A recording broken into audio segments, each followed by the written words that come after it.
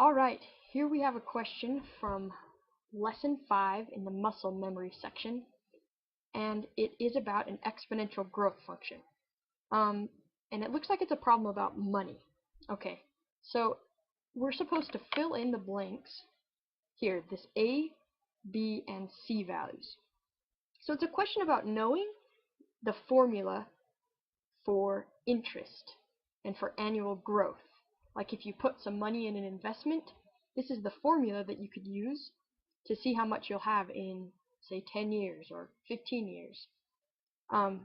We are going to plug in the right numbers in the right places. Okay, so A is where in the formula, this is what we call the principal.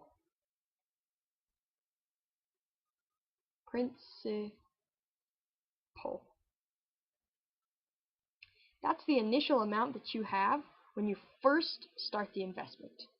Okay. B is going to be the interest rate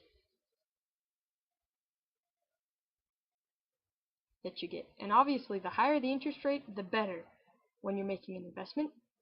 And C is just going to be the amount of time.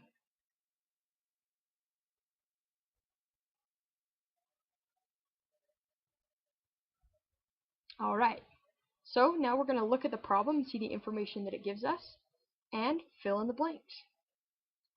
Annual sales at a company are 372,000 and increasing at a rate of 5% per year for 8 years. So it looks like it tells it to us kind of in order. The annual sales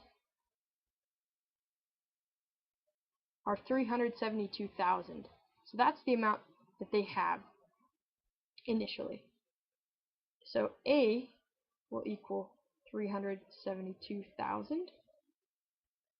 I could even put a $sign there because we are talking about money. And it tells us the increasing rate is 5% here. So B will equal 5%. But when we use formulas, we don't like to put in percentages. We have to plug in decimals. So we better change this to a decimal. 5% is the same as 0.05 as a decimal.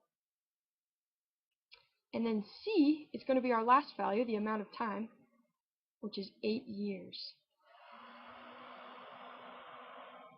If we plug all of these things into the equation, our A, B, and C, we will get that Y is equal to 372,000 times 1 plus 0.05, which will just give us 1.05 when we add them together, all to the 8th power, because that's where C goes.